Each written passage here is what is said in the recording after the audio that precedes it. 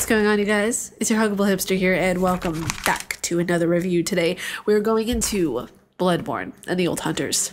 That intro was quite anime.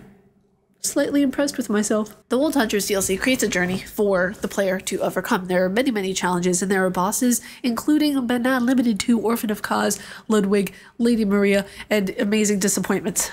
Humongous catastrophes and disturbing failures. Bloodborne and the Old Hunters dives into the deepest part of the mind and the amygdala, and it creates this ease that is met with some discomfort and insanity. Can we just say for a second, because I always say this and I mean it with every part of my being, it's amygdala, not amygdala. Freaking kids, my gosh. So the Old Hunters basically continues the story of Bloodborne in a more expansive way. I feel like this is, besides the Witcher 3 DLCs, this is some of the best DLC work I've ever seen.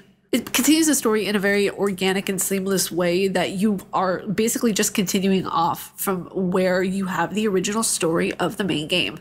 This game creates, especially the DLC, at least in my opinion, creates an unnerving sense of you're like kind of suspended in emotion, if you will.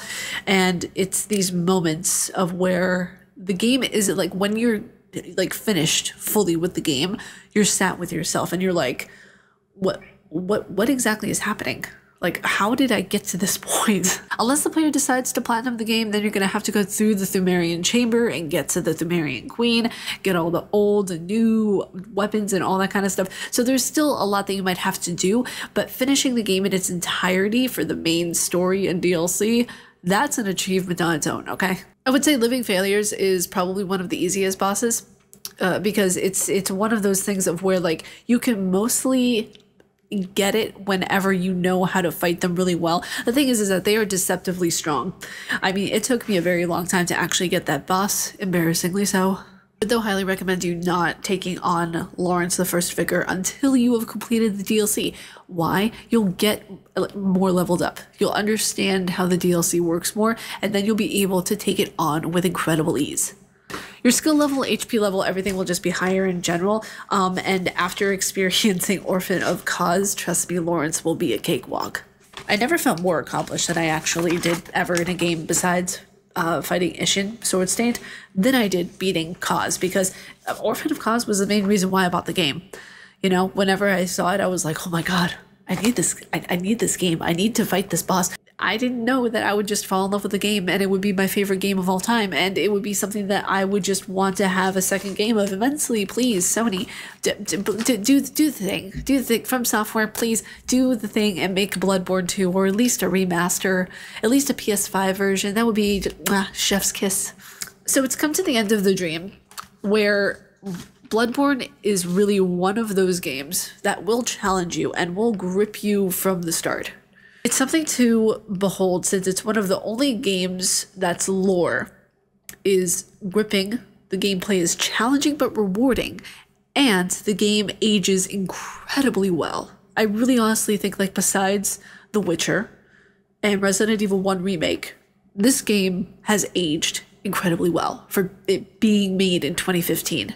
If there's a second game, and this is just a prediction that I have, right? So if there's a second game, I feel like there's going to be a continuation of the Hunter's Dream, but it's in shambles and basically non-existent because we have the rose-covered glasses off, right? So there's no reason to hide anything anymore. It can just be always what it was. You know, we all know about the illusion, and it's hard to create those rose-colored glasses when the subject knows that they're being tricked. That melancholic feeling that comes with finishing this DLC is something that at the start of when I was feeling it, it was kind of undescribable. It's a very rewarding experience, and the fights, the thoughts that go through my head at the time of thinking like, how could I even do this? How can I fight this boss? I'm not going to be able to get this. Like, what am I doing here? It's that constant battle within the boss battle, which I don't mean to be a joke, of ego, curiosity, and will.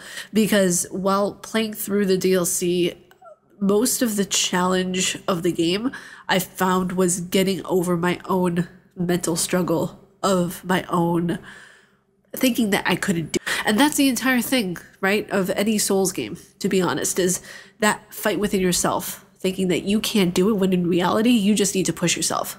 And don't come at me in the comments, okay? I don't mean that in a bad way. I don't mean that in like, you know, a thing of where like, oh, get good, son. Like, no, I mean it as like a big sister encouraging way. Like, if you push yourself hard enough, you can do it.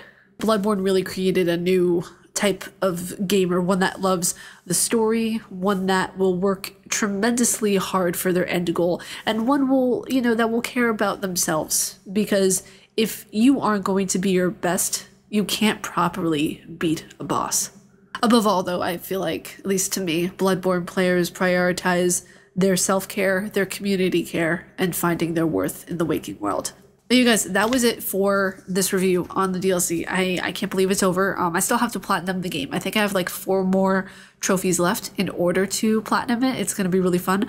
As I used a false depth in order to get into the correct Sumerian chamber without going through the hubbubaloo of like everything that you had to do with that. So you know, thank goodness for false depth. That being said, if you guys like my face and what I do, please be sure to subscribe and hit that bell down below. I make videos here every day on YouTube. And with that being said, my dear hunter, may you find your worth in the waking world. Stay casually nerdy, and I'll see you all in the next video. Ooh, that should be my outro. What do you guys think? That should be my outro. Should that be my outro? Let me know in the comments down below. See you guys.